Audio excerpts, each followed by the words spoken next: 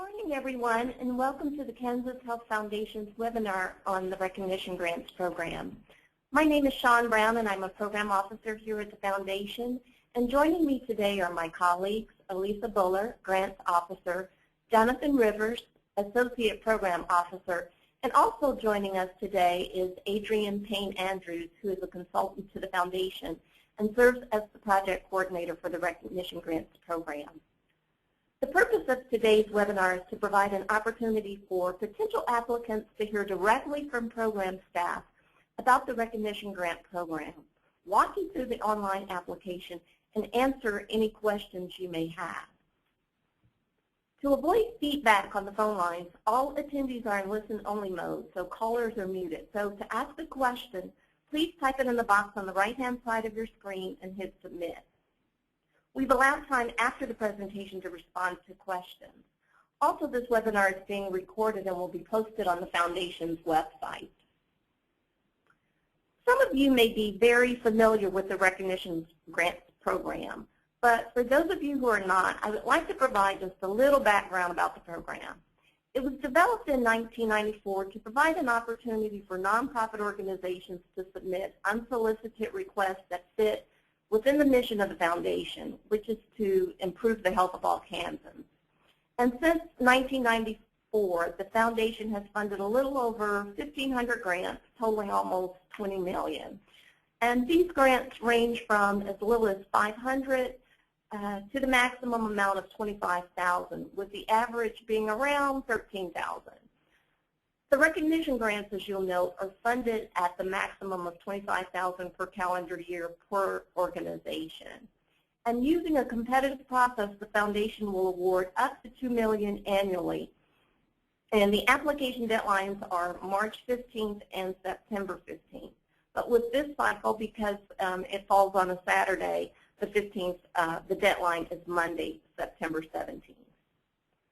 The Recognition Grants Program expands the Foundation's support to a broad range of health-related organizations throughout the state.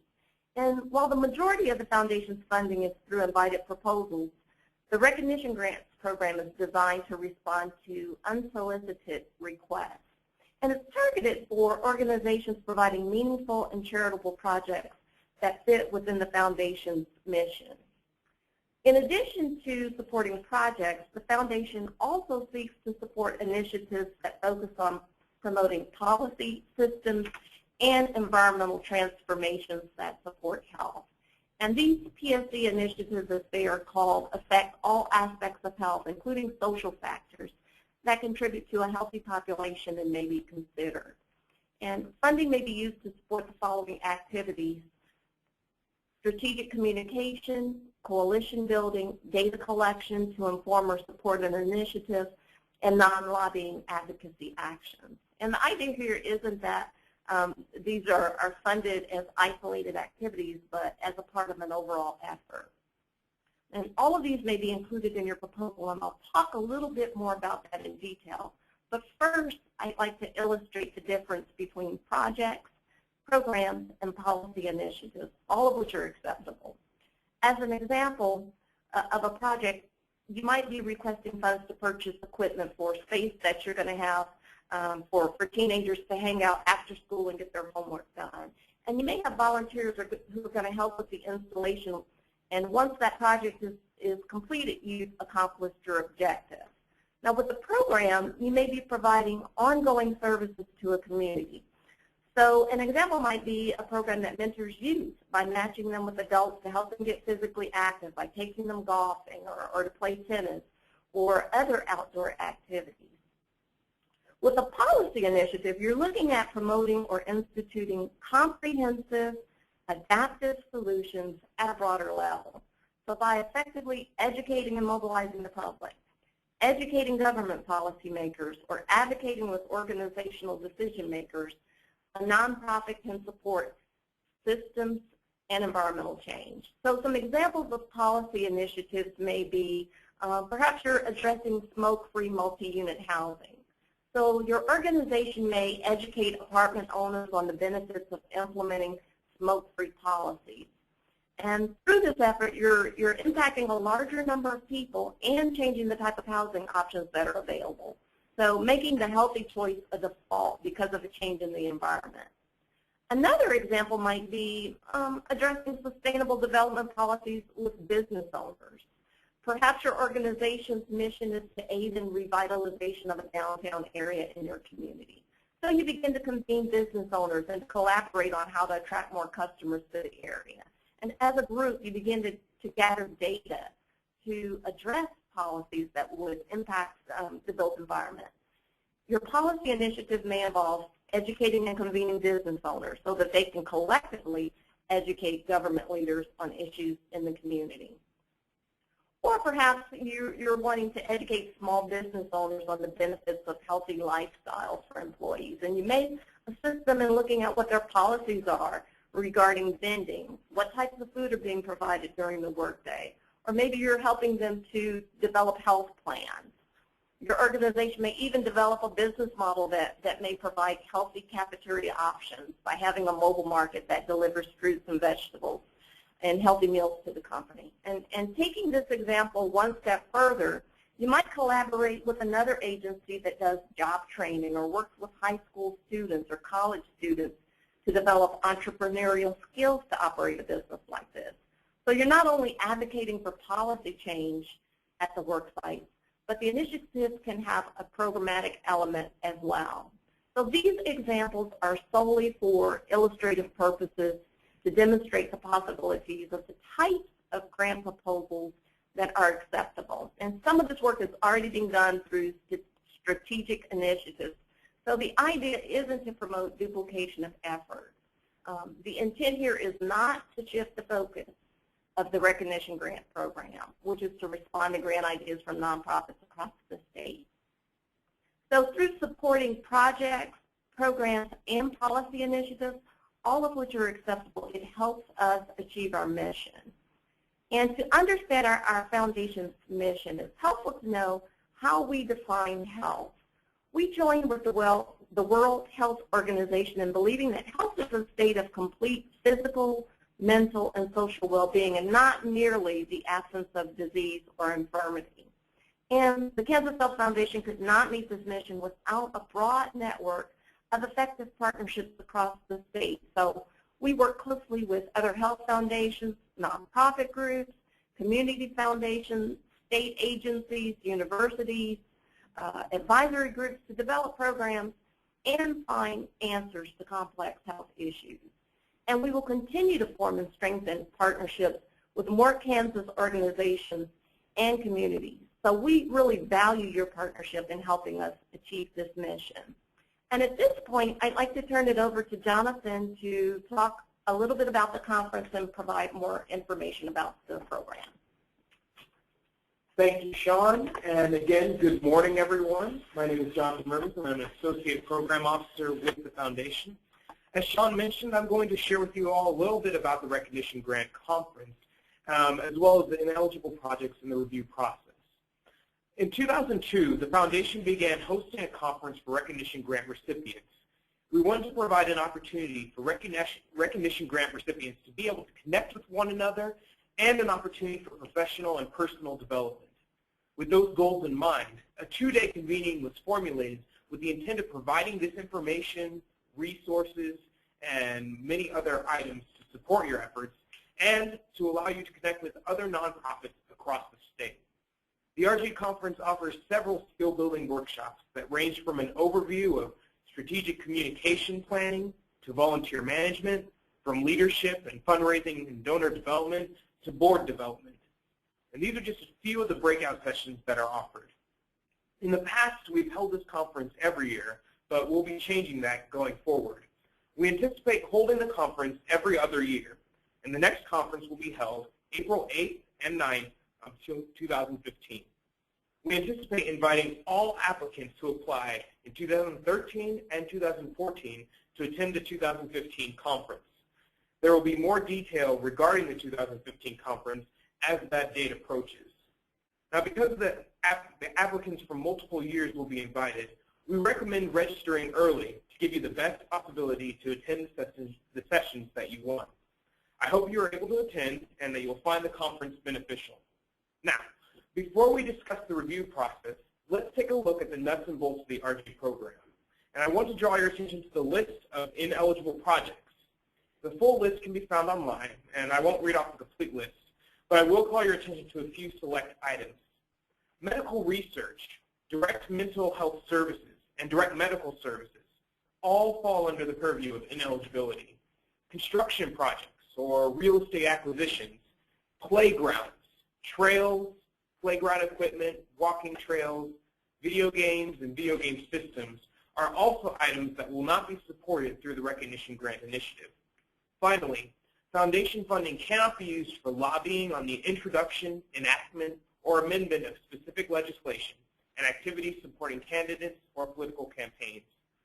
Please take the time to go through the full list online to ensure that your application does not include requests for ineligible projects. So what about the review process?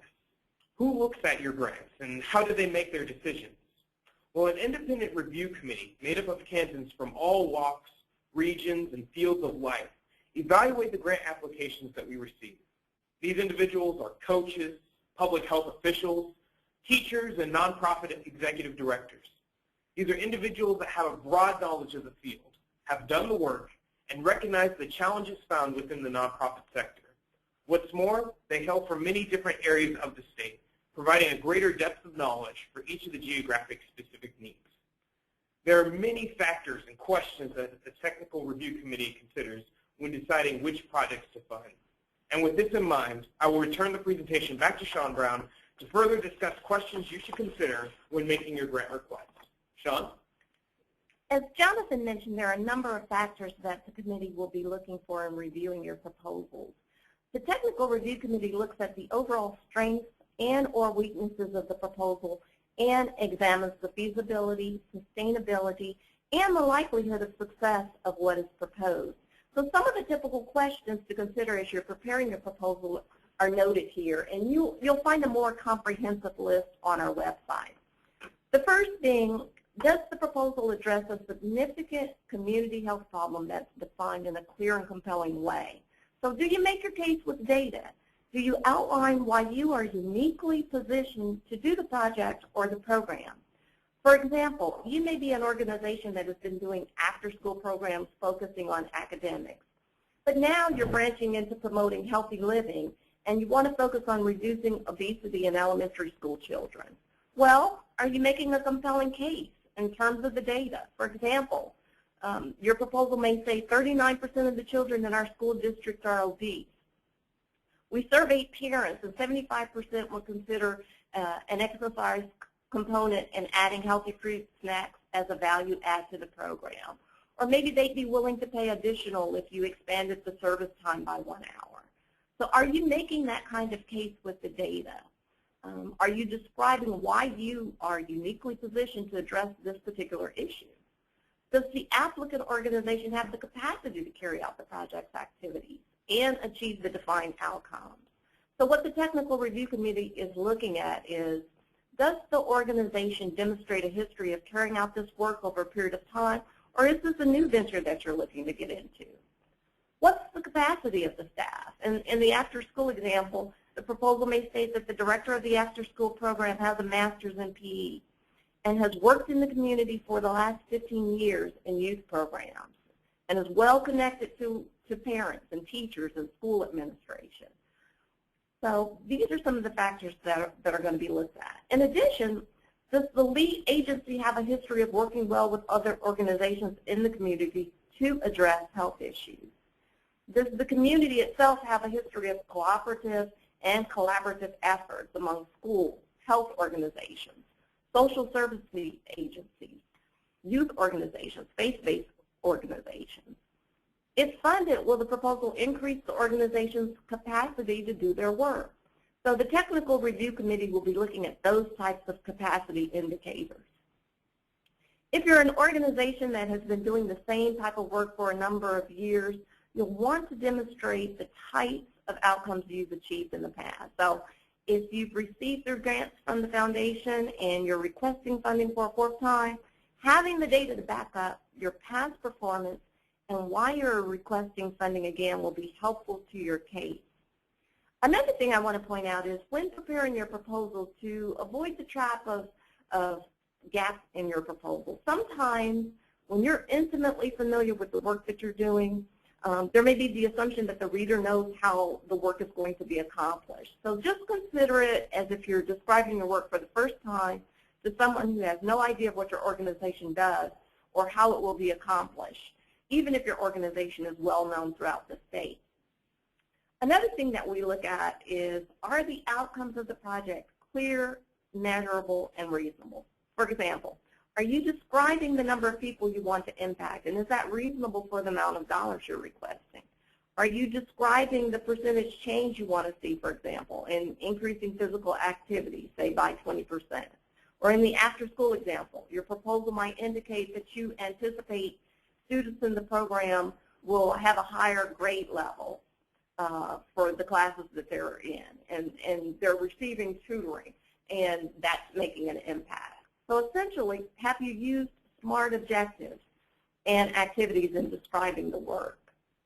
Is the budget appropriate for the planned activities? We're looking at, are you asking $25,000 for a project that will impact 20 people or to address 350 people? Is the total amount of the project being requested from the foundation? If you're only requesting part of the funding from the foundation, what commitment level do you have from other sources? And if you don't get all the funding, do you have a contingency plan? We've added a couple of questions to the application that the review committee has raised when considering proposals involving minors. And those are, if your proposal involves adult volunteers or paid staff serving as mentors or tutors for minors, will you perform background checks on those service providers? And if so, are you requesting all or a portion of such costs be funded by the grant? If your proposal involves adult service providers serving as mentors or tutors for minors, have you provided a copy of your policy regarding your processes for engaging, hiring, training, and supervising such service providers? So in the application, there's a place for you to attach that policy. So please be sure to include it, that document if it's applicable to your work. Lastly, how does the project rank when compared with other applications received during the funding cycle? It's a very competitive process, so your proposal is not only being compared across the state of Kansas, but you're also being compared to other organizations that are doing similar or the same work as you. So if you operate a food pantry, the review committee is going to compare you to other food pantry programs and look at the strongest candidates. We're also looking at the demographics. And are we lacking proposals from a certain region of the state or certain counties? Is one reaching underserved populations? Is there a lot of activity coming from one part of the state and not from others? So there are a whole range of factors that are being considered. So in summary, you want to pack as much punch into your proposal as possible by considering all of those salient questions. And at this point, I'd like to turn it over to Elisa Bowler, who will provide you additional information and walk you through the application process. Thank you, Sean. What I'm going to cover this morning is take you to our website and then kind of walk through the application and some of the questions that will be asked and how to work the electronic system. So what I'm going to do is exit the PowerPoint presentation and go to our website, which is kansashealth.org. And what you should be seeing is the home page. And to get to the recognition grants page, you'll need to go to the quick link section on the right side of the page. There's a little blue box. There's a number of ways to get to recognition grant page, but that's probably the easiest. So I'll click on recognition grant information. And this will take you to the recognition grant page. At the very top is where we have the information for the webinars that you're attending today. What we'll be doing next week is posting the PowerPoint slides that we just went through, and then we'll also have a recording of this webinar. So if you want to share it with others or just listen to it again, we'll make that available right here on this page. Then as you scroll through, you'll see the guidelines. what the non-eligible projects are that Jonathan went over. This is a more detailed list. And then what your organization, what type of organizations can apply. Then we have some more questions regarding the review criteria that the review committee will be looking at as they review your proposals. And then we just have some more detailed information on the deadlines and the restrictions. And then at the very bottom of this page is where you'll find the application to submit. But before I go over that portion, I want to scroll back up to the very top of this page and go over a couple other details that we're providing. On the right side in that blue box, you'll see we have a FAQ page, and this just contains a list of questions that were received over the years and then the answers to those questions. So you might want to review that page before you submit your application. The next link is regarding the online process, just some of the ways that our online process works, and so you might want to read that before you actually start your application. And then we have some information on our Recognition Grant Conference, so that'll just be talking about the conference that we just had last year and then some of the PowerPoint slides from that conference. So what I'm going to do is scroll back down to the very bottom and talk about the application. This first link that you're seeing, Recognition Grant Application, that's going to actually take you to the online portion, which is how you must submit your application. But before you do that, I would highly suggest that you use this application template that we've provided. And what it is it's a Word document that's an exact replica of the online portion. It just helps you gather your information in one place, save it, come back to it, share it with others that you're working on the application with. And then once you have that completed, then you can go to the online portion and do that all in one sitting. So if you were to fill that out and you're ready to start working on your Recognition Grant application, we'll go ahead and click on that link. And it's going to take you to a sign-in page where we'll need you to create an email address and password. So I'm just going to enter my email address and then my password. And I'll select the login button. And on this page, we also give you some helpful tips on how to create what you need to do with your email address and password. It's usually best to use an organization email address, and that way you can share it with others, and others can log in to your application, so it's not just tied to one individual. So I'll select the login button, and it's going to take me to an eligibility quiz. And we have 3 questions here just to make sure that your organization is actually applicable to apply for this RG application. So what I'm going to do is just to get through this quiz, I'm going to just select yes on all of those questions, and then I'm going to hit the submit button. As you'll see at the top of the page, there are different sections. There's a total of 6 sections to this application. The first page is just information for our applicants, and it's pretty much an exact copy of what we just walked through on our website. And we've done that just to make sure that you've read through everything and have understood the restrictions and the guidelines for applying. And again, point out that the applications are not due until March 17th, since the 15th does fall on a Saturday this year. And your applications must be submitted by 5 p.m. because right at 5:01 we take the link off of our website. So you must have everything submitted by 5 p.m. So I'll scroll through that first page. Again, it was just exactly what we have on our website. And this next page is just information regarding the organization that is applying. So you'll fill out your organization name, what type of organization you are, your contact information, and then the primary contact for your organization. Once I've completed that page, I'll select the next button again. This next page is about the actual project and then some questions regarding that project. So we have contact information for the project director, and then what the project is, what you're titling it, the project term, so the start and end date. And then we have 7 questions that we call the project questionnaire.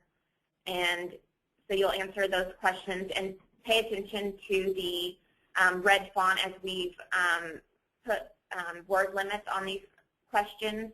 And at the very bottom of each of those boxes, you'll see there's a word count. So it'll let you know when you're getting close to that limit. So I'll scroll through to those 7 questions, and then I'll hit the next page. This next page is on the project budget, and then we also have a narrative for that budget. So the first question you're seeing, this can sometimes get a little confusing. We want the total cost of this project, which in some cases might not be what you're asking from the foundation. So let's say your total project cost is $100,000, but you're actually only going to want to request $25,000 from the foundation. What we want you to enter here is that total cost. So we would want you to enter that $100,000 in this field. Then that next question is what you're asking from the Kansas Health Foundation. So to submit that budget, what we need you to do is fill out what we call a project budget worksheet. And we give you instructions that it's in the top right-hand corner of your application. There's a link at the top that's called Project Budget Worksheet. So all you'll do is click on that little button there, and what it's going to do is open an Excel document, and you'll fill out that Excel form. And it has formulas built into it, so it should tell you if you've filled out different amounts incorrectly. So for example, we've got budget categories on the left-hand side, and then the dollar amount that you would enter for what you're requesting. So let's use an example that I want to ask for $10,000 for personnel. If I want to then ask for fringe benefits of that personnel cost, I can only ask up to 25% in benefits from that personnel. So if I were to enter $3,000, it's going to tell me that that's over the 25% limit. So that I will need to go back in and correct that. So I should actually enter then 2,500, and then that tells me that I do meet that criteria. Let's say then I've filled out my budget there, and then I want to ask for some extra funds for indirects, which we give a definition of what we allow for indirects, which would be anything that is not project specific, but instead supports the organization overall. So examples would be like postage, your telephone bills, and then printing expenses. So if I were wanting to enter an amount there, I can only ask for 10% of my total grant amount, which is telling you in this category right above, my total project budget is $12,500, so I can only ask up to 10% of that, which would be $1,250. So my overall project budget that I'm asking for from the foundation is $13,750.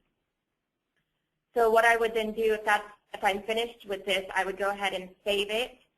So I'm just going to save it now to my desktop so that I can find it easily.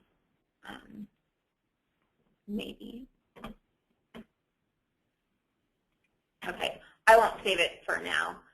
But what I would do then, once I've saved it to my computer, I would go back and find where I saved it.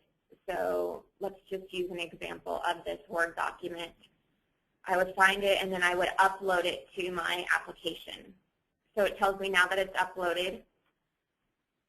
So once I've done that, then I need to enter that amount that I'm requesting. So what I had on that project budget worksheet was $13,750. So I enter that amount again here. So make sure your Excel document that you're uploading and the amount that you're entering here are the same. We've had some issues in the past where those numbers have been different, so we weren't really for sure the amount that you are requesting. So please make sure that those two amounts are the same. We have some more questions on that project budget. And then at the very bottom, we have a project budget narrative, just where we want you to fill out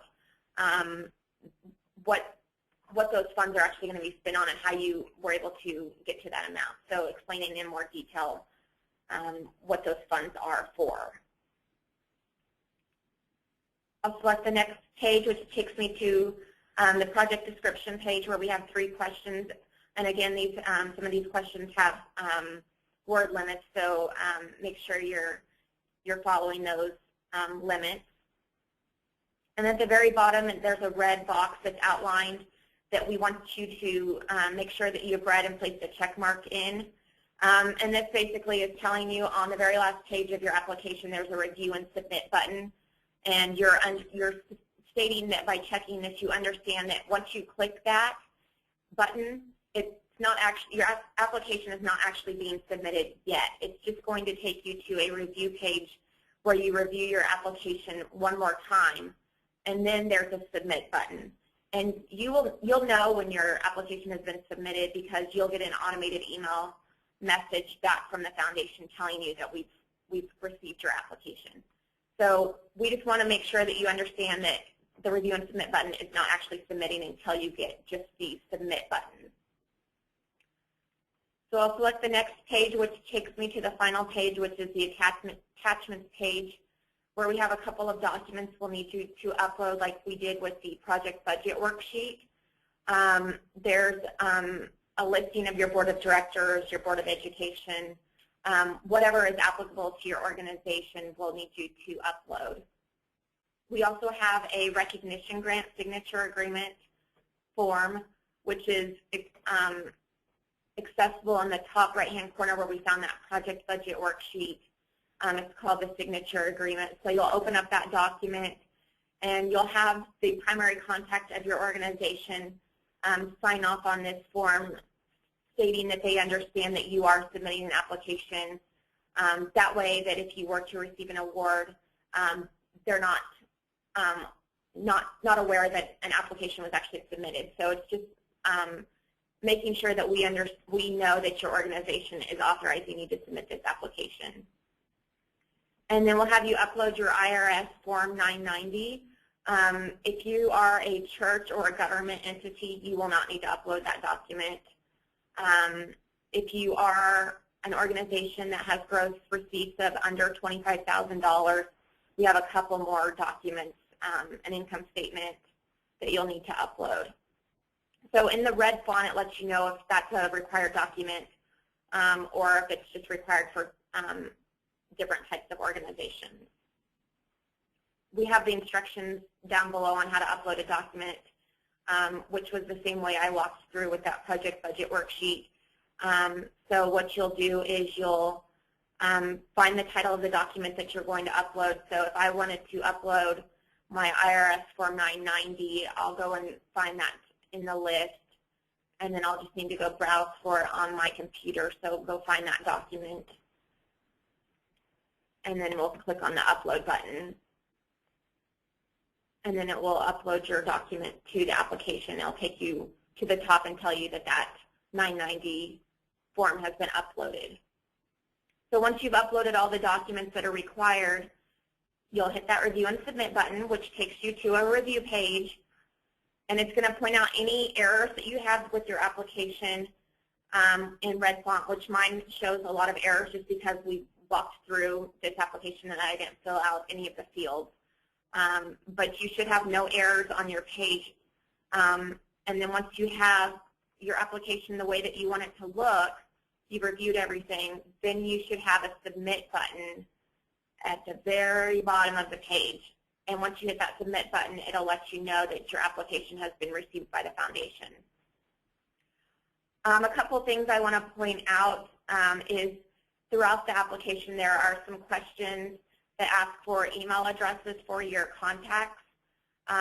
So we want to make sure that those email addresses are correct and that they're being checked on a regular basis, because if we're reviewing your application, we will try to contact you via email, and if that email address is not working or it's not being checked, we won't be able to get a hold of you to answer our questions. Also, announcements will be emailed out by May 30th. Again, that's why we need those email addresses to be working and being checked on a regular basis. With those emails being sent on May 30th, we're also paying out our grant funds through what we call an electronic fund transfer or a direct deposit instead of mailing out checks. So if you receive a form to fill out for that direct deposit, we want to make sure that you fill that out and send it back as soon as possible. That way we can get you your money if you are awarded a recognition grant. And then again, I want to state that the applications are due this year on March 17th instead of the 15th, which is a Monday. We highly, highly recommend that you start working on your application before that Monday, just because we're getting a lot of calls and emails, and we want to make sure that we can answer your questions. And then also, sometimes people are filling out their application and they have technical difficulties with their computer, and we can't really assist them with those issues. So we just really want to make sure that you get started before that March 17th deadline, so we can answer any questions or resolve any issues that you may be having. So with that, what we'll do is open it up for questions. So we'll read off, I know we've received a couple of questions. So if you have any questions, type them in on the question box, and then we'll read those off and answer your questions as best as possible.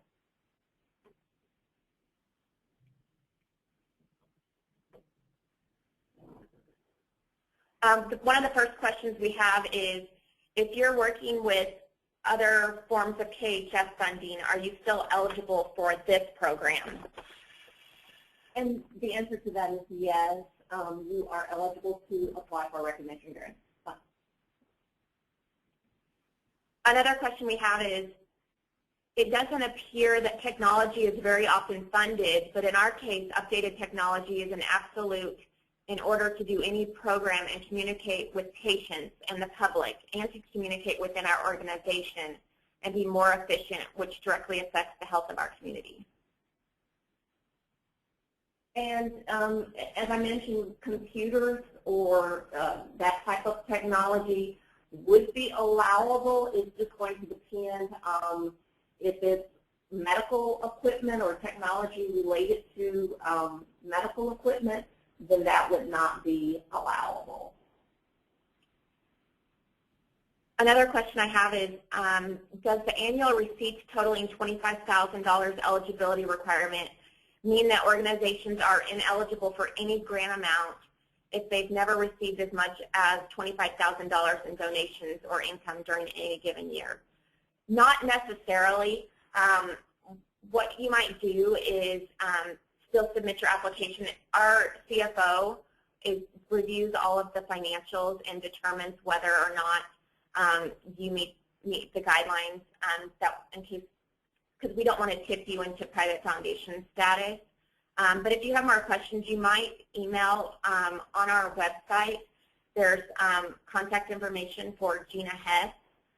You might just email her your question, and we could probably check that information before you would submit an application.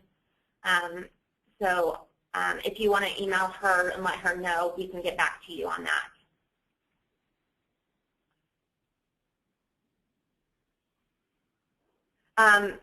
Regarding that same question, it says, why is there an income statement required for organizations with less than $25,000 in receipts if these orgs are ineligible to apply? Again, that's our CFO will look more in detail of your financial statements to see where you're sitting as an organization, because we might feel comfortable giving you money. It's up to him to make that decision. So that's why we asked for that additional document. Another question we have is, just to make certain, are schools or school districts eligible to apply? And yes, that's correct. School districts are able to apply. Another question we have is there a limit to the number of applications for an organization? How does the foundation regard submissions from different entities within a larger institution? For example, if student health submits an application, does that prevent the Department of Health and Human Performance from submitting? And in terms of the limit, In terms of the limit for the organization, the answer to that would be we look at if it's a large organization and there are different departments that are submitting proposals, that is fine. So in that example, student health would be able to submit, as well as the Department of Health and Human Performances would be able to submit as well. And then in terms of limiting the number of applications from the organization, there would not be a limit. You can go ahead and apply, but we would look at funding only one application per organization per calendar year. Another question we have is, did I understand that adult playground equipment is not eligible for funding? And that is correct. Any playground equipment would not be eligible for funding. Next question is, when you say you do not fund construction projects, would you fund equipment?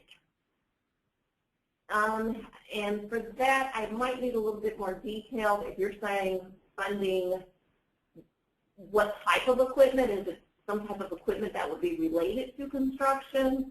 I might need a little bit more clarification in that regard. If you're thinking, okay, say for example, playground equipment, well, that becomes essentially a part of the construction once it's cemented. So if you're thinking in that perspective, the answer would be no.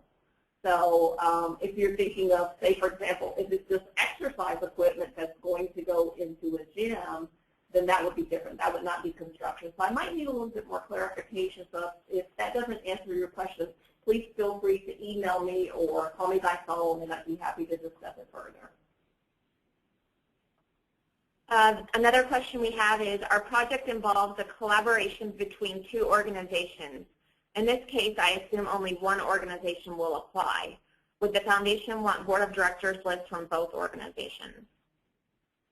And in that case, if the applicant is only going to be one organization, I would assume we would only need it from that organization, because it's, you know, the funds would go to only one organization. If you're collaborating, you're not going to be jointly awarded.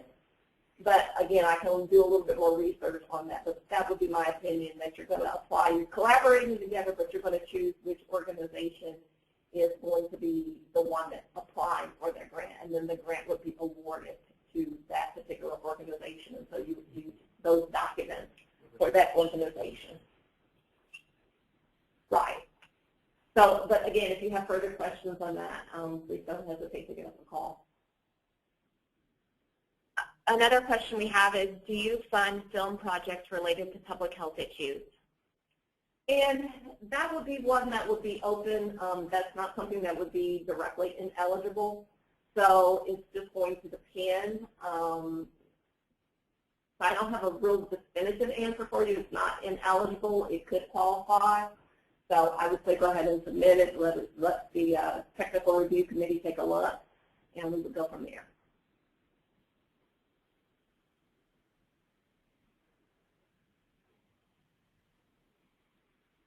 Another question we have is, I'm from a college. Would a project be appropriate that is helping the health of our own college community, or does it need to reach out into a broader community? Colleges would be applicable in terms of being able to apply for the grant, so that would not be ineligible. Another question we have is, how do you define medical equipment? Medical equipment would be any equipment that's designed to aid in the diagnosis, the monitoring, or treatment of a medical condition. Another question we have is, can foundation staff give me feedback on my proposal idea, or tell me what would be helpful to include in my proposal to increase my chances of receiving funding? A lot of times we do get questions in terms of advice about, you know, is this an idea that you think would be fundable? And we're really not in a position to be able to answer those types of questions, because your proposal is being reviewed by the technical review committee and being compared to other applicants across the state, so we're not able to provide that. And then regarding, there was a question about the colleges, and the answer was yes, you would be able to apply. Another question we have is, are there any reporting requirements if we were to receive a grant? There are no official reporting requirements with recognition grants. However, we do offer the capability to give feedback on your project, and sometimes you're contacted by an evaluator or asked to participate in the survey. So there's opportunities to provide feedback at that time, but there are no official reporting requirements.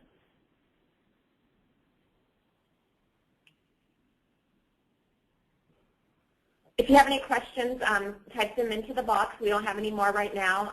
We'll go ahead and keep the call open for a couple of minutes and see if we get any more questions in.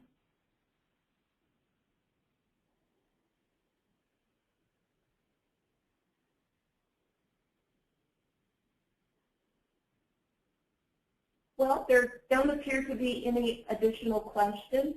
Oh, yes. Okay. The recording and the PowerPoint slides will be available on our website next week. So hopefully towards the middle of the week we'll have those available for you to review and then share with others. Another question we have is, when you said health, could this go beyond physical health to spiritual or environmental health? And again, with our definition of health, it is defined more broadly, so I would recommend that you go ahead and submit an application. Another question we have is, when are people notified of their awards?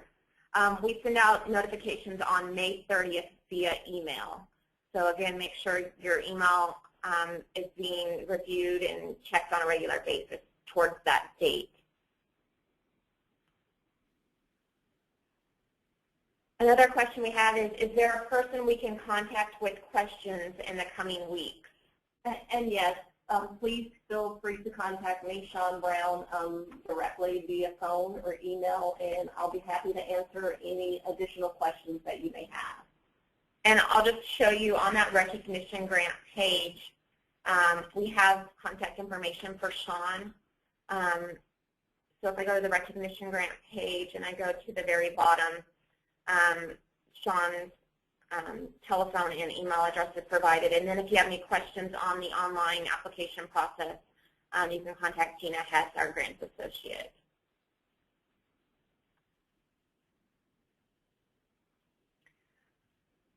Another question we have is, can a similar project be asked for several years? And yes, you are able to ask for similar projects. There isn't a stipulation that if you applied 1 year for a project that you cannot apply in the subsequent years.